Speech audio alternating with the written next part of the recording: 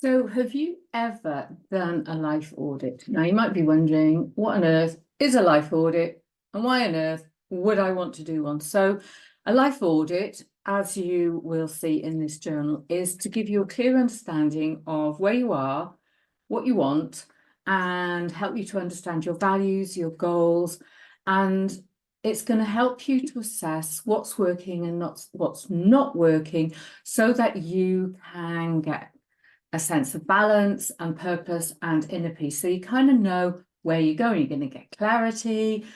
You will start to open up and have awareness of all sorts of things that are going on that you didn't think about before.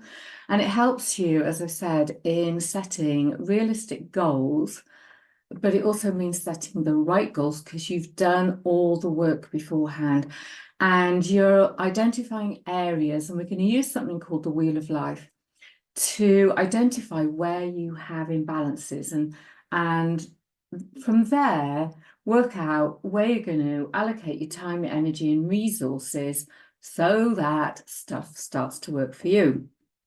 So big question, when should you do a life audit? Well, when you're feeling like crap, things aren't going the way that you want, you're not living up to whatever you think your potential is, life changes, career shifts, relationship changes, any other personal milestone, this is a great time.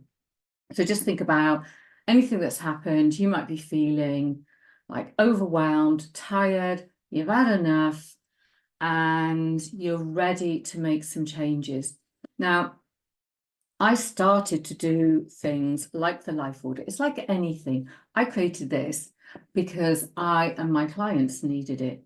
So for me, it was, how do I find a method and a process that's going to help me get back on track and keep a note of where I'm going? So the introduction to the life audit, you're going to do what's called a Kickstart with a whole load of questions, and I'm going to give you the first question in a minute. Then we do a life audit area assessment, and that's basically using the Wheel of Life. So you can look at the Wheel of Life, you're going to kind of mark different areas out of 10, work out what works, what doesn't work. I have a lovely exercise called the Perfect Day. My perfect day has me in an amazing villa in the mountains with the sea in front of me.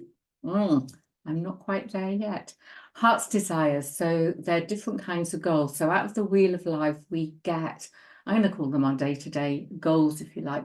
Heart's desires are deeper, more meaningful goals. So you might have a heart's desire that is about writing a novel. You want to leave a legacy or perhaps a business book. Values. Values are integral to who we are. And when we make goals or do anything, we need to check in with our values. So if we set a goal and it goes against our values, chances are we ain't going to do it. We need a vision.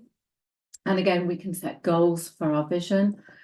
And then if we set goals based on the Wheel of Life, our heart's desire and our vision, we need to work out how to integrate them, because otherwise you're going to have like so many goals, you won't know how to make them work. So we look at a holistic approach in how to integrate those three kinds of goals. You need to take action. And then I've put in an area where it's all about fears. So there's lots of things that can hold us back, but fundamentally, this is my personal belief, what really, really holds us back is something that scares us in some way. So we might have a limiting belief, but I think the root of most things is fear. So let's start with our first question. The first question is, where am I? Now, I'm clearly sitting in my office, but I'm talking about the deeper where am I? This is a great place for self-reflection. So it's like somebody going on a journey, a traveler trekking through the mountains, and they stop and go, I wonder where I am. So you're assessing where you are in this current moment. You're doing a 360-degree review of what's going on in your life. So we're, if you like, symbolically anchoring ourselves in the present so we can say how comfortable or challenging is this place that I find myself. So we're basically saying, here I am, this is my reality. When we look at our external environment and then take in our inner feelings without judgment, we can get some great clarity. So by doing this as our first step, we're opening ourselves to understanding where we are in the current moment. So it might bring up feelings of anger, anxiety, sadness, longing, yearning for something. I think what is important here is we don't judge. What we do is we say, this is how I'm feeling. These are my valid feelings at the moment. Because if we know where we are, then we can start to plan, well, what are we going to do about it? So where am I is more than just this is my physical location. It's an invitation for you right here, right now, with the Life Audit Journal, to confront and understand your present reality. So, like I say, whether you find yourself, on the peak of happiness or in the valley of challenges and a little bit of despair, acknowledging where you are is the first step towards making meaningful change. So this first question is where are you?